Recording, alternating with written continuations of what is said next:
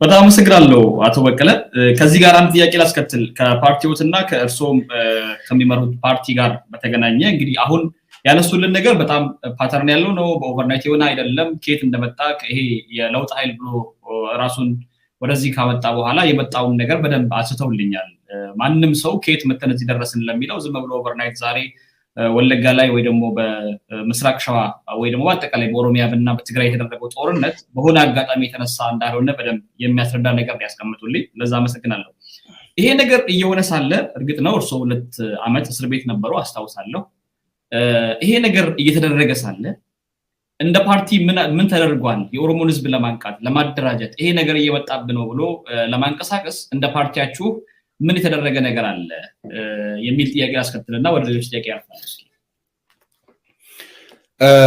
እንግዲህ በፓርቲያችን በኩል ከመጀመሪያው ጀምሮ የጠበቅነው ምን እንደሆነ ተናግረናል። እኛ የጠበቅነው ዲሞክራሲያዊ ስርዓት ወይንም ደግሞ ህገ መንግስታዊ ፌደራላዊ የሆነው ስርዓት በትክክል ይተገበራል ብለን አስበን ነበር። በትክክል ባለመተግበሩ ነው የኦሮሞ ወጣቶችን ከቤት እንዲወጡ ያደረገና በመስዋዕትነት ይሄንን እንዲቀይሩ ያደረገው የህገ መንግስቱ አለመተግበር ነው፣ በስራ አለመተግበር ነው የሚል ነበር። ስለዚህ ያንን በማድረጉ ረገድ እኛም እናግዛለን። በኢኮኖሚውም ዘርፍ፣ በማህበራዊም ዘርፍ፣ በፖለቲካውም ዘርፍ ሙሉ ተሳትፎ እንዲኖረን እና ለሚቀጥለው ዲሞክራሲያዊ ምርጫ ቀርበን እኛም ደግሞ ራሳችንን በራሳችን የማስተዳደር መብቱን ተጠቅሞ ህዝቡ በፈለገው መሪ እንዲመራ እድሉን እንዲያገኝ እኛም እድሎቹ ከዛ ውስጥ ተሳትፎ እናደርጋለን የሚል ነበር። እንግዲህ ቅድም እንደተናገርኩት እኛ ወዳለፈው ስርዓት ነው የምንመለሰው ብለው ነግረውን አያውቁም። ነገር ግን ተንደንሲያቸው ዝንባሌያቸው ወደዛ እንደሆነ ከመጀመሪያው ባይሆንም ወዲያውኑ ለምሳሌ ቡራዩ ላይ ከተከሰተው ድርጊት በኋላ አንዳንድ ፍንጮችን ማግኘት ችለናል። ቡራዩ ላይ የተከሰተው ለምሳሌ ቡራዩ ያ ድርጊት ከመከሰቱ በፊት ያ ብዙ ሰዎች የጋሞ ብሔር ተወላጆች ብዙ ህይወታቸው ከማለፉ በፊት ከ2-3 ቀን በፊት አርባ ምንጭ ላይ ሰላማዊ ሰልፍ ለማድረግ ፍቃድ ይሰጠን ብለው ጥያቄ ያቀረቡበት ሁኔታ አለ። ይሄ ማለት እዚህ እልቂት ደግሰው እዚህ አንድ ችግር እንደሚፈጠር አውቀውና የችግሩን እንዴት ኤክስኪዩት እንደሚያደርጉ ካጠኑና ከጨረሱ በኋላ ይሄንን ያደረገው አካል ደግሞ ሌላ ነው ብለው በሌላው ላይ በማላከክ እዛ ሰልፍ እንዲወጣ ነበር የተፈለገው ማለት ነው። እና ከዛ ተያያዥ የሆኑ ሰልፎች ከዛም ቀጥለው ተደርገዋል እና ሚዲያውም ተቀባብሎ እነሱ እዚህ ያንን ኤክስኪዩት ያደርጋሉ። ሰላማዊ ሰልፍ የሚወጣ ደግሞ እዛ አለ፣ አርባ ምንጭ ላይ አለ። ያንን ተቀብሎ የሚያራግብ ሚዲያ ደግሞ አለ። ከዛ ጊዜ ጀምሮ ነው እንግዲህ የኦሮሞ ቄሮዎችን አውሬ የማድረግ ስማቸውን የማጠልሸት ኮርነር የማድረግ ከዛ ውስጥ የተቻለውን በገንዘብ የመግዛት ካልሆነ ደግሞ የማሰር ካልሆነ ደግሞ እንዲሰደድ የማድረግ እምቢ ፈጽሞ ያለውን ደግሞ እንዲሞት እንዲገደል ማድረግ የተጀመረው ከዛ ጊዜ ጀምሮ ይሄንን ነገር እንደተረዳን በፖለቲካ ፓርቲ ደረጃ ሁሉ ተነጋግረን አንድ የመጀመሪያውን መግለጫ ሁሉ ከማውጣት ጀምረን የኔም ስም ከዛ ጋር ተያይዞ የተነሳበትና ለአመታት ቢያንስ ለ1 እና 2 ዓመት የተዘመተብኝ በዛ ምክንያት ነው። ከመጀመሪያ ጀምሮ ያ ነገር ወደዛ እየሄደ መሆኑን ተገንዝበን ነበር። ስለዚህ ባገኛናቸው አጋጣሚዎች ሁሉ ህዝባችንን ለማንቃትና የዚህ ስርዓት ወይንም ደግሞ አሁን በአመራር ላይ ያለው ቡድን እኛ ወደ አሰብነው እየመራን አይደለም የሚለውን ከመጀመሪያውኑ ጀምሮ ለህዝባችን ስናሳስብ ነበረ። ያንን ከማድረጋችን የተነሳና በህዝቡ ዘንድ ተቀባይነት ከማግኘታችን የተነሳ ነው ወደ እስር ቤትም እንድንገባ የተደረገው። ብዙ ሰዎችንም እንድናጣ አርቲስት ሃጫሉ ሁንዴሳን የመሳሰሉ እንቁ ልጆችን እንድናጣ የሆነውን በዚህ ምክንያት ነው። እና ቅድም እንዳልኩት ነው እንግዲህ መጀመሪያ ታርጌት ሆነው የተወሰዱት እነዚህ ሁለቱ ቡድኖች ነበሩ። እነዚህን ለማንቃትም ለመምራትም ለማደራጀትም ለማንቀሳቀስም ይችላሉ የተባሉትን ከመንገድ ላይ ዞር ማድረግ አስፈላጊ ስለነበረ በኦሮሞ ፖለቲከኞች ዘንድ የኦነግ የኦሮሞ ነጻነት ግንባር እና የኦሮሞ ፌደራላዊ ኮንግረስ አመራሮችን ሙሉ በሙሉ ወደ እስር ቤት የመክተት ቢሮዋቸውን የመዝጋት እና ከፖለቲካ ውጪ የማድረግ እነሱን ከምርጫ አውጥቶ ለብቻ ኦሮሚያ ውስጥ ምርጫ ተወዳድሮ 100% አሸነፍኩ ማለትም የመጣው ከዛ በኋላ ነው ማለት ነው። እና ድርጅታችን ወይንም ደግሞ ኦፌኮ እስር ቤት ከመግባታችንም በፊት እስር ቤት የነበርን ጊዜም ከዛ ከወጣንም በኋላ አቅሙ በሚፈቅድ መሰረት ሁኔታው በሚፈቅድ መጠን ማድረግ የሚችለውን ሁሉ እያደረገ ነበረ። አሁንም በማድረግ ላይ ይገኛል።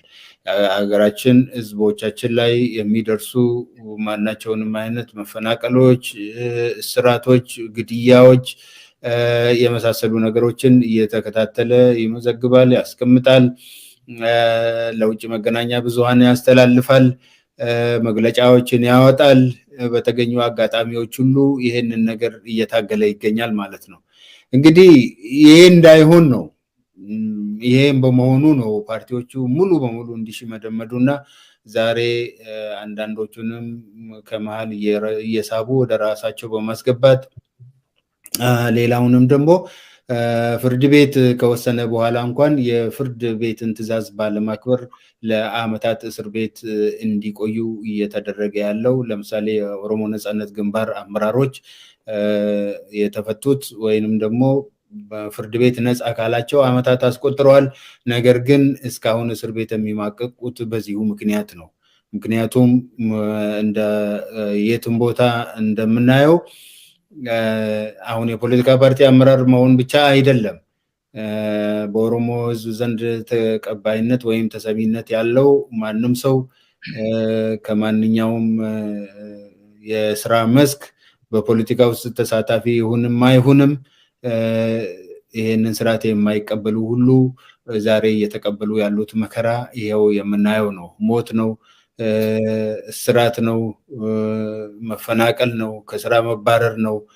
ወይንም ደግሞ ይሄንን ማድረግ ያቃታቸውና የሰለቻቸው የደከማቸው የታከታቸው ለመብታችን ደግሞ መታገል ግዴታችን ነው ያሉ ወጣቶች ደግሞ ዛሬ ኦሮሞ ነጻነት ግንባርን ተቀላቅለው ወደ ዛሬ ስርዓቱን በመፋለም ላይ ይገኛሉ ማለት ነው። መልካም አመሰግናለሁ አቶ በቀለ። ከዚህ ጋር አያይዘን እንግዲህ እስኪ ሌሎችን ጥያቄዎች በመሃል እያስገባው ወደዚህም እየተመለሰን የምናወራ ነው የሚሆነው። ዛሬ ሰፊ ውይይት እናደርጋለን። አድማጭ ተመልካቾቻችን ቤታችሁ ሆናችሁ በዚህ በታች ስክሮል በሚያደርገው ፍሪኩዌንሲ ሳተላይት መከታተል ትችላላችሁ። በቴሌቪዥን በኬኤምኤን ዩቲዩብ ቻናል ደግሞ እየተከታተላችሁን ያላችሁ ሰብስክራይብ በማድረግ ቤተኛ ሆናችሁ አብራችሁ እንድትቆዩ እንጋብዛለን። አቶ በቀለ አንድ ቪዲዮ ላስደምጦትና አንድ ጥያቄ ላስከትል። እስኪ መጀመሪያ አንድ ቪዲዮ ላሳየው። ወለጋ ሰው ክልል አይደለም ይሄድ ነው። ኦሮሞ ከመምጣቱ በፊት ወለጋ እኛ ነበር፣ ደብረ ዘይት ነበር። እኛ ደብረ ዘይት ተብሎ እኛ የምናውቀው በመጽሐፍ ቅዱስ ነው። ናዚህ ተብሎ የምናውቀው እኛ በመጽሐፍ ቅዱስ ነው። ዛሬ ነው ሞጆ አዳማ ምናምን እያሉ ስሙን የቀየሩት። የጋራ ሀገር ነው፣ በጋራ እንኖራለን ብለን ነው። ዛሬ በስሜት ተነርተን ነገ የምንበተን እንዳንሆን ዛሬ በስሜት ወጥተናል። ነገም ተነገም ወዲያም እስከ ህልፈተ ህይወታችን ድረስ ንጹህ ታጋይና ንጹህ አማራ ሆነን ነው መታገል ያለብን፣ ሆነን ነው መሞት ያለብን። ዛሬ ብንሞት ችግር የለውም፣ ደስተኛ ነን። ለእውነት ታግለን ማሰር ነው ይዘር፣ መግደል ነው ይዘር፣ ይግደል። ስንት ወንድሞቻችን ሞተው የለ እንዴ?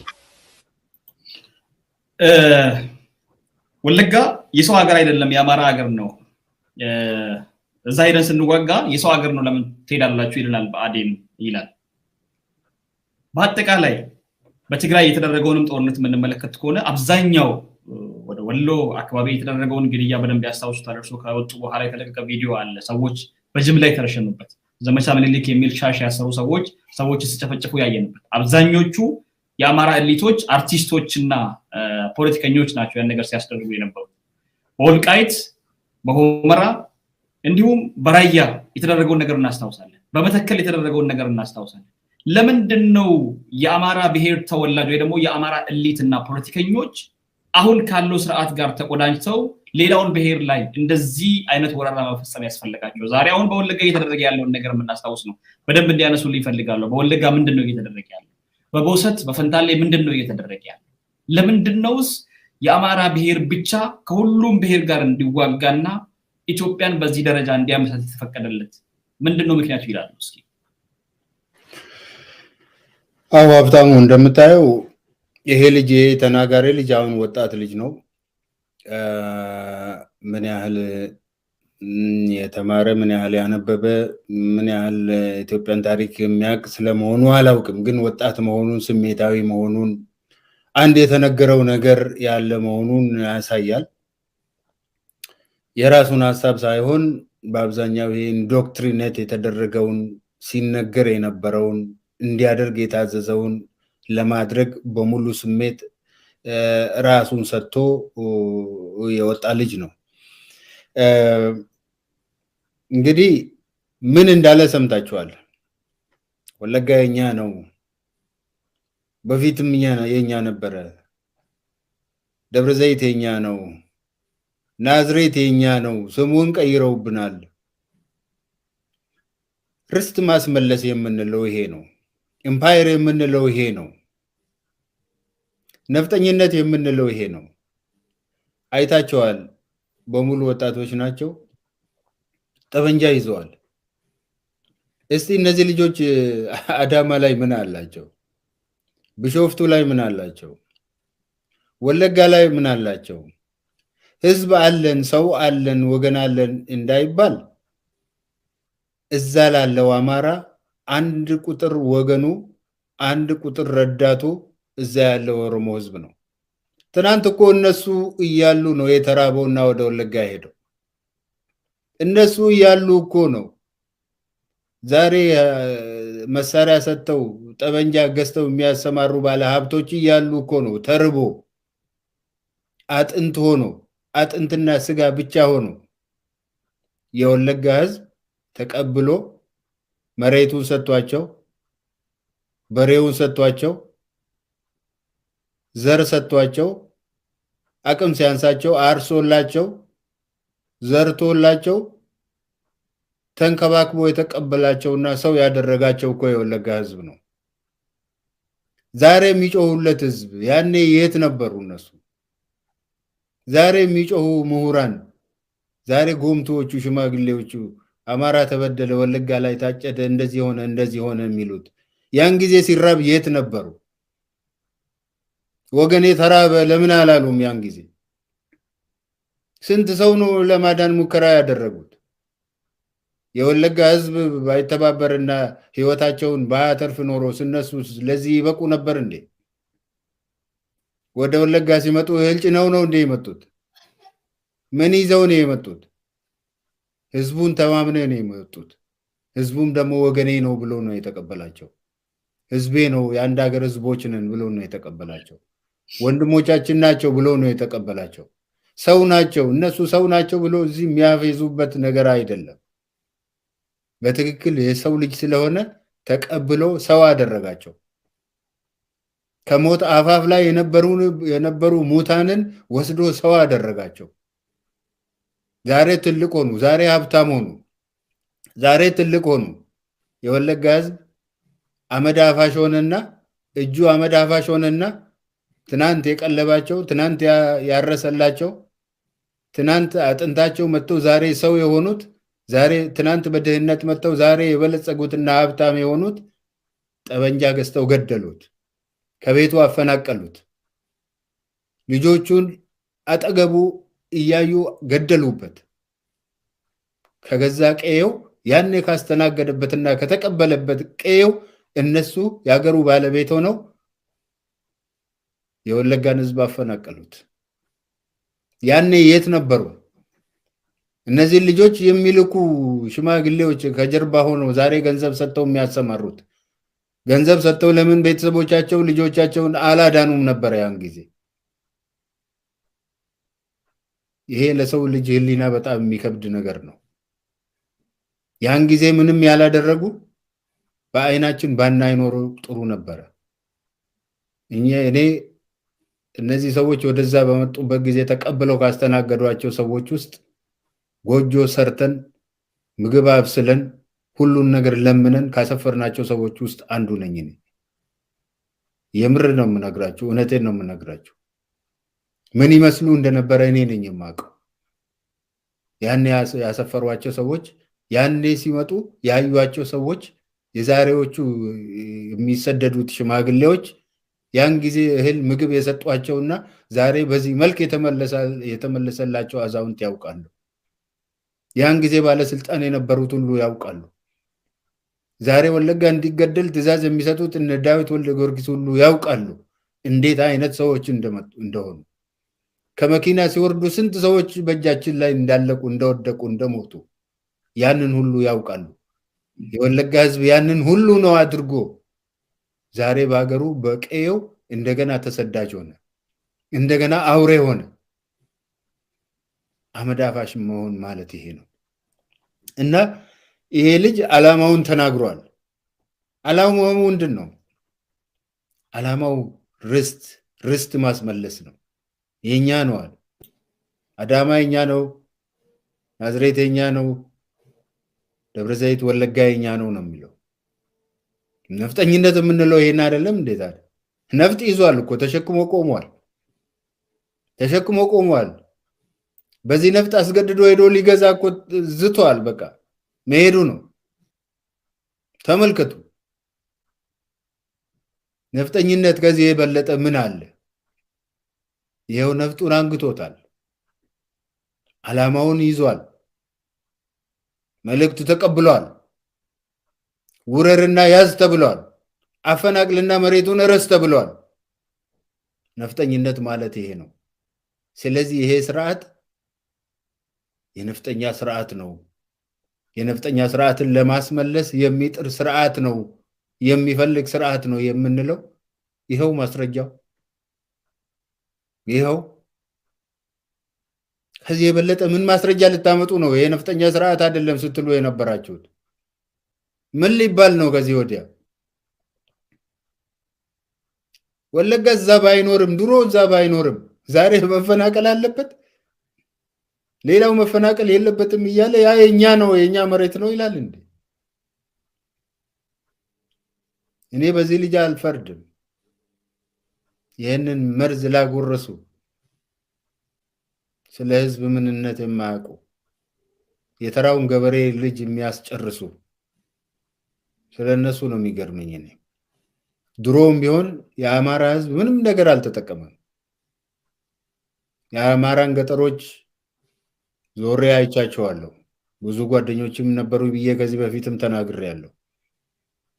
ኮሌጅም አማራ ክልል ነው የተማርኩት። ወዳጅነታቸውን፣ እውነተኛ ፍቅራቸውንም አውቃለሁ። ይሄ ፖለቲካ ለመናገር ብዬ አይደለም። ዛሬ ግን የአማራ ህዝብ ምንድን ነው የተጠቀመው? ያኔስ ምንድን ነው የተጠቀመው? በሀገሪቱ ክልሎች ካሉት ሁሉ ምናልባት ሁሉ እንኳን ባይሆን በአብዛኛው ደሃ ህዝብ የሚገኘው በአማራ ክልል ውስጥ ነው። የመጨረሻ የናጠጡ ሀብታሞች ገንዘብ እየዘረዘሩ የሚበትኑት ደግሞ የነሱ ልሂቃን ናቸው። ለነሱ ምን ተረፈ? ጮማ ሲቆርጡና ውስኪ ሲራጩ ድሮም ቢሆን ለአማራ ምን ተረፈ? ምንም አልተረፈውም። ድሮም ምንም አልተረፈውም። አሁንም ምንም አልተረፈውም። ወደፊትም ምንም አይተርፈውም። በማያገባው ጦርነት ገብቶ እነዚህ ልጆች ሄደው ለሌላው የፋብሪካ ምርት ምናልባት እንትን አገኛለሁ ብሎ የሚያሰማራቸው ባለሀብትና የመሳሰሉ ለስልጣን የቋመጡና ቅኝ ገዢነት ከደማቸው ጋር ተዋህዶ አለቅ ያላቸው ሰዎች ከሚያሰማሩት ውጪ ተራው የአማራ ገበሬ አሁንም ምንም አያገኝም። ስለዚህ ከኛ እኩል ነው የሚያሳዝነው፣ ከኛ በበለጠ ነው የሚያሳዝነው። እንደውም ብዙዎቹ ያውቃሉ እኮ የወለጋን እጅ በደንብ ያውቃሉ። ስንቶቹ ባዶ እጃቸውን መጥተው ስንት ከብረው እንደተመለሱ እኮ ያውቃሉ። ስንቶቹ ደግሞ እዛ አገሩን ወደው እንደቀሩም እኮ ያውቃሉ። በስራ ምክንያት የሄዱ ሰዎችም ያውቃሉ። ይሄ በዳታ በታሪክ የምናወራው ነገር አይደለም። በመንግስት ስራ ላይ ያሉና አሁንም ያሉና የነበሩ እዛ ሰርተው የተመለሱ የመንግስት ሰራተኞች ዛሬ ምንድን ነው የሚሉት? ወለጋ ውስጥ አንድ ወረዳ ውስጥ ምናልባት አንድ ወይም ሁለት ግድያ፣ እርስ በርስ መጋደል የለም። እንደዚህ አይነት ነገር የለም በዛ ታሪክ ውስጥ። እውነቱን የሚናገሩ ከሆነ ይህንን የሚያውቁ ሰዎች አሉ። ሰው ኖርማሊ የመገዳደል ባህል የለው፣ ግድያ የለም፣ ባህሉ አይደለም። ሰውን እንደዚህ ያርዳል ሲባል በጣም ይከብዳል። ለዚህ ነው ነገሮች ሁሉ ተቀያይረው እውነቱ ውሸት ሆኖ ንጹሑ ተረግሞ መረገም የነበረበት ደግሞ ንጹሕ መስሎ በሀገሪቱ ውስጥ እውነት የሚባል ነገር ጠፍቶ የህልም ዓለም ውስጥ ነው የምንገኘው ብለው ለዚህ ነው ሁሉ ነገር ተቀያየር። ሰው ገሎ ማያውቀውን ሰው አራጅ ያደረጉት፣ በሀገሩ በቀየው መጥተው አርደውት፣ ትናንት ያበላቸውን ሰዎች አሰማርተው አስታጥቀው እያስገደሉት፣ ከቤቱ እያፈናቀሉ፣ ከብቱን እየነዱ ወደ ሀገር እየወሰዱ፣ አንገቱን ቆርጠው እንጨት ላይ ሰቅለው እየዘፈኑ፣ ሬሳውን እያቃጠሉ፣ እንደዛ እያደረጉ መልሶ ደግሞ ወለጋ ሰው ገዳይ ነው ይላሉ።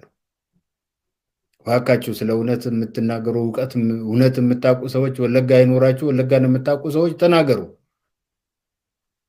ተናገሩ፣ ለህሊናችሁ ስትሉ ተናገሩ። ስለዚህ ይሄ ልጅ ዓላማውን ገልጿል። ለምን እንደወጣ ገልጿል። ርስት ለማስመለስ ነው። የነፍጠኛ ስርዓትን ለመትከል ነው። አንመለስም ብሏል፣ ዝቷል። እንግዲህ ከቀናውም ይቀነዋል፣ ካልሆነውም ደግሞ የላከው ሰው በሰላም ይኖራል፣ እሱ ካፈር ይደባለቃል። ይሄ እንዳይሆን እንመኛለን። ባይሆን ጥሩ ነው። እንደዚህ አይነት ወጣቶች ምስኪን የሆኑ ልጆች ባያልቁ ጥሩ ነው። የሀገርም ሀብት ናቸው፣ የእግዚአብሔርን ፍጡራን ናቸው። የእነሱ መጥፋት የእነሱ መሞት ማንንም አያስደስትም።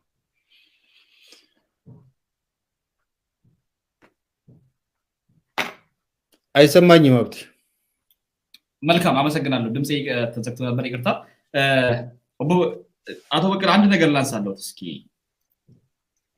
ይሄን ነገር እየተመለከትን ባለንበት በዚህ ጊዜ ይሄንኑ ሰውን ለመግደል ለመዝረፍ የመሬቶችን ስም እንደ ክርስትና የመሬቶችን ስም በክርስትና ስም እየጠሩ መሬቱን ክርስትና እያነሳ ስለነበረ የድሮ ስርዓት በዛ ስም እየጠሩ ሰዎችን ለመግደልና ለማፈናቀል የሚጓዘውን ኃይል አጀግኖና ጀግና አድርጎ የሚያወራ ስርዓት አለ። ይሄንንም ስርዓት ከላይ ሆኖ የሚመራው ጠቅላይ ሚኒስትሩ ነው። እስኪ ጠቅላይ ሚኒስትሩ የሚናገሩትን ነገር ሰምተን እንመለስ። ሁለት ነገር ያነሳሉ፣ በደንብ እንዲያደምጡ ነው። እርሶም ተመልካቾቼም ሁለት ነገር ያነሳሉ። ሁለቱንም አካል የሚገልጹበትን መንገድ እንመልከትና ጥያቄ ላስከትል።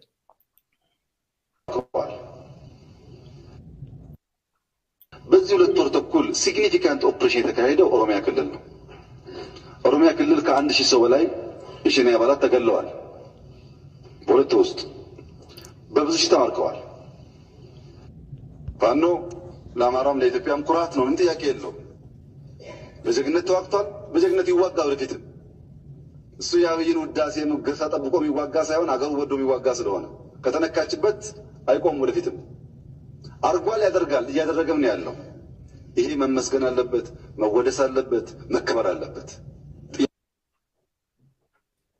እንደዚህ የተባለው እንግዲህ አሁን ሰውን ገድሎ እጅ ቆርጦ በእንጨት ላይ ሰቅሎ የሚጓዘውን አንገት ቆርጦ በእንጨት ላይ ሰቅሎ የሚጓዘውን ምናልባት እዚህ ላይ ለማሳየት በጣም አስቸጋሪና በጣም በሚዲያ ዘንድም የነሱን ያህል ወርደን በዛ ደረጃ ለማሳየትና ህዝብ ላይ እንዲነሳ የማንፈልግ በመሆኑ አንፃር እውነታው ግን ተደብቆ መቅረት ስለሌለበትና ህዝብ ማወቅ ስላለበት በቴሌግራም ቻናል ላይ ስላለ ፑሽ ሚዲያ ላይ ገብተው ማየት ይችላሉ። ቴሌግራም ቻናል ላይ ፎቶ የሚነሱ አንገት ቆርጠው አጥር ላይ ሰቅለው ስሩ ተቀምጠው በክላሽ እያስፈራሩ የሞተን ሰው አንገት ቆርጠው አጥር ላይ ሰቅለው አጠገቡ ተቀምጠው ስሩ ተቀምጠው ፎቶ የሚነሱ ሰዎችን የሀገር አዳኝ አድርጎ ነው የሚያስቀምጣቸው ጠቅላይ ሚኒስትሩ። እዚሁ ቪዲዮ ላይ ኦነግ ሸኔ 1000 የሚሆኑ ኦነግ ሸኔዎች በዚህ ኦፕሬሽን ተገድለዋል ብሎ ነው የሚናገረው። ይሄ እንግዲህ ከተናገረ ምናልባት ወደ 1 ዓመት ከምናምን ሆኖታል። ጦርነቱ በትግራይ አካባቢ ተፋፍሞ በነበረበት ሰዓት ነው። ማን ነው ኦነግ ሸኔ በኦሮሚያ? ግድያው በፓርላማ እንደ ትልቅ ጀብድ የሚነገርበት መሞቱ፣ መረሸኑ፣ መጥፋቱ እንደዚህ በፓርላማ የሚነገርበት ኦነግ ሸኔ እንደው በበቀለ ገርባ እይታም እንደ ኦፌኮ ፓርቲም ማን ነው? እንደገና ደግሞ ሰውን ሲገድልና ሲያፈናቅል እጅ ቆርጦ አንገት ቆርጦ አጥር ላይ ሰቅሎ አጠገቡ ተቀምጦ ፎቶ የሚነሳውና እንዲህ የሚወደሰው ፋኖስ ማን ነው? ሁለቱ ሲነጻጸሩ እንዴት ነው የሚታዩት? ለአንዱ ግድያ ጀብድ፣ ለአንዱ ደግሞ መገደል እንደ ጀብድ የሚወራበት ሀገር ሆና ነችና ያለችው እንዴት ይገልጹታል? በበቀለ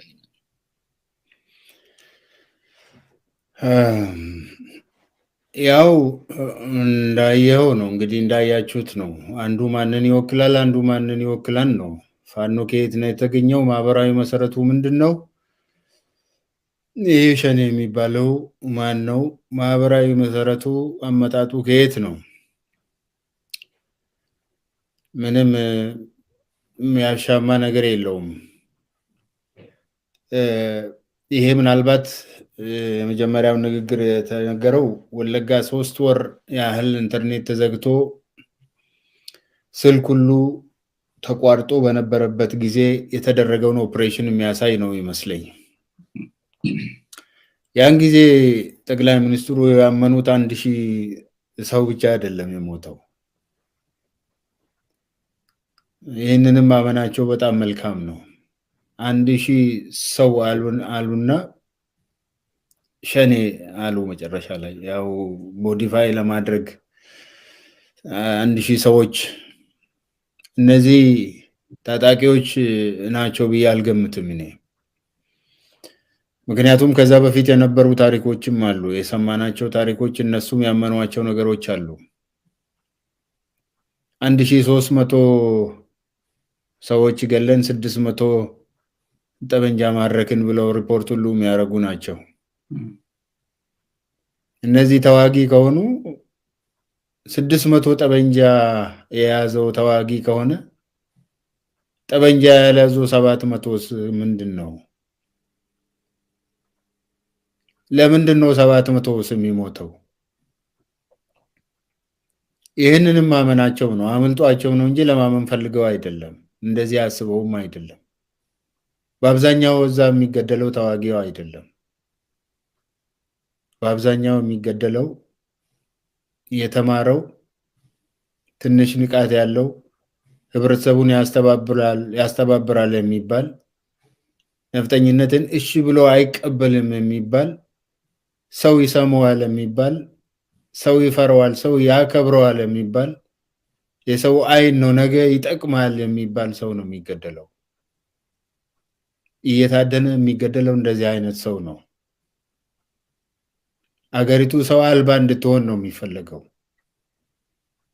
ሰው የሚባል ሰው እንዳይፈጠር ነው የሚፈለገው። ለነገ እንዳይነሳ ነው የተፈለገው። አንገቱን እንዲደፋ ፈርቶ ተደብቆ ሰጥለጥ ብሎ እንዲገዛ እነሱ የሚሉትን የሚቀበል የትናንትናውን ጭሰኝነት መልሶ የሚቀበል አገሪቱን ለነሱ ለቆ ጌትነታቸውን ተቀብሎ የሚኖር ሰው ነው የሚፈልጉት። ያንን ለመቀበል ዝግጁ ያልሆነ ሰው ሁሉ ይገደላል። ስለዚህ 1000 ሰው አይደለም የተገደለው። እሱን ሌላ ጊዜ ታሪክ ያወጣዋል፣ ምንም አይደለም። ግን ይህንንም ማመናቸው ጥሩ ነው። ፓርላማው ግን አለማጨብጨቡ በጣም ይገርመኛል። አልቅሱ ሲባል ያለቅሳል ፓርላማው። ዛሬ እንዴት ወይ ጭብጨባውን ከንትኑ ላይ አንስተውት ሊሆን ይችላል። እና እነዚህ ሰዎች ተዋጊዎች አይደሉም። ባጭሩ ፋኖ አማራን ነው የሚወክለው። ምንም አዲስ ነገር የለው። ሸኔ ደግሞ ኦሮሞ ነው። ሸኔ ሊገሉ ሲፈልጉ የሚሰጡ ስም ነው። ሸኔ የብሔርተኞች ስም ነው። ሸኔ የሐቀኞች ስም ነው። ሸኔ የእውነተኞች ስም ነው። ሸኔ አገሬን ህዝቤን አላስደፍርም የሚሉ ሰዎች ስም ነው። ሸኔ ኦሮሞ ነው እና ፋኖ ለአማራና ለኢትዮጵያ ክብር ይዋጋል። እንደዛ ነው ያሉት ጠቅላይ ሚኒስትሩ። ኦሮሞ ግን አገር ያፈርሳል። ኢትዮጵያን ከኦሮሞ ጠብቃታለሁ ታደጋታለሁ ያሉትም ለዛ ምክንያት ነው። ምን አድርገው ነው የሚታደጉት?